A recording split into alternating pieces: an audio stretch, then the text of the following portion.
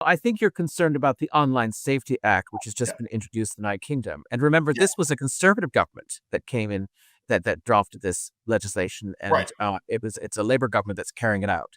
This actually started with the Conservatives, and although I don't find them very conservative, but I just wanted to actually, I'm looking right now at the UK government's website, and it says in the UK, online harm refers to behaviors or content online that can cause physical, psychological, or emotional damage to individuals or groups.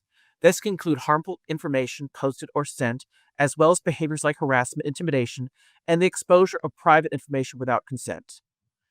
And the Online Safety Act requires platforms to take action against this sort of content. Now, who decides that? And that's the Right. concern I have. Now, listen, we want to protect children. And Ofcom's so they've got the legislation, but then you have Ofcom, which is it's like the FCC, it's the communications regulator in the United Kingdom. And that's led by Dame Melanie Dawes, the chief executive. And, so she's the sort of, the Ofcom czar.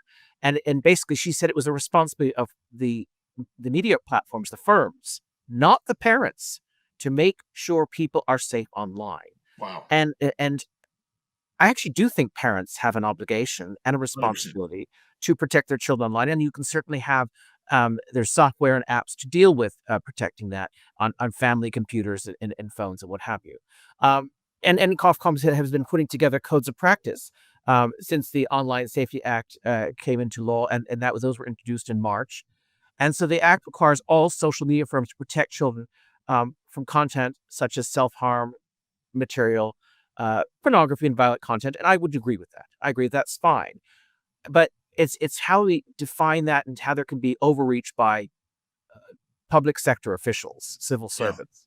I used to be one of those, and I Yeah. know how they can be Big Brother, and that's very, very disconcerting. Also, I think the fact that the penalties for a platform like X, or even a small platform like Rumble or what have you, they could be fined 10% of their global revenue if Wow. they're deemed to be in violation of the Online Safety Act. That is absurd. I think that Right. is overreach by the state. It's been a huge discussion between the Trump administration and Keir Starmer's administration. Keir Starmer, as a Labour Party, was elected on a platform of actually strengthening the Online Safety Act and addressing online harms, as they're called.